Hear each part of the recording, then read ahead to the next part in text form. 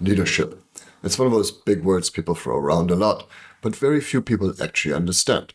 For example, we call people in positions of power leaders, but most of them are at best managers. They know how to delegate, they know how to get work done, they know how to drive results.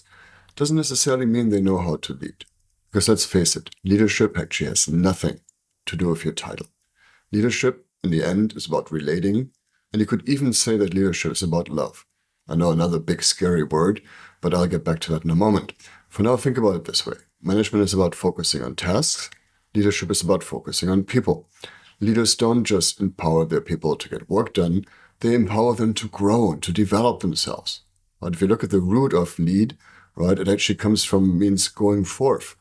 Right? It means crossing a threshold. And what are you doing when you're relating? You're crossing a threshold, right, between I and what is not I. So leaders actually relate to themselves and the aspects of themselves they can separate, and to their teams and to the world, right? But it starts with leading yourself first. So take a moment to think about that, right? Who is I? And I purposely didn't say who am I, right? Because if I say who am I, I'm going to tell a bunch of stories or labels that people have put on me or that I'm putting on myself. But if I think about who is I, that's actually a gateway to self-awareness, right? It's a gateway to connecting to your human operating system, the different parts that make up yourself. Right? For example, relating to your body or relating to your emotions or relating to your thoughts, those lower circuits of our human operating system.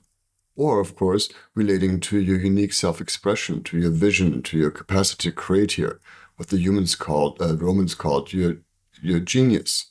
Right? So that's actually relating in the first place to yourself. But you don't just do that for yourself as a leader, you also do that for your team. And you look at their genius, you look at who they could become, you look at their potential, and you stand for their potential, even if they themselves can't even quite see it yet. Right? And that, in a way, is an act of love. It's not the act of love in the sense of erotic love or romantic love, right? That emotional level of love. It's that kind of transcending love, what the Greeks called agape. Right? It's a self-transcending love that's actually, again, crossing a threshold. Right? That's extending the definition of self beyond the boundary of I, and including other people in that, and ultimately including the world in that. And that's what we need these days, right? Because if you look at the world, there's a lot of transformation going on. And sure, we'll need management. We still need to, fulfill on those KPIs, but especially in times when people are really anxious, leadership is actually more important than management, right? So lead first, then manage, right? Start with leading yourself, lead your team, and relate to the world, and then you can focus on the results you need to create in the world that actually contribute to it. So ask yourself, how do I want to lead today?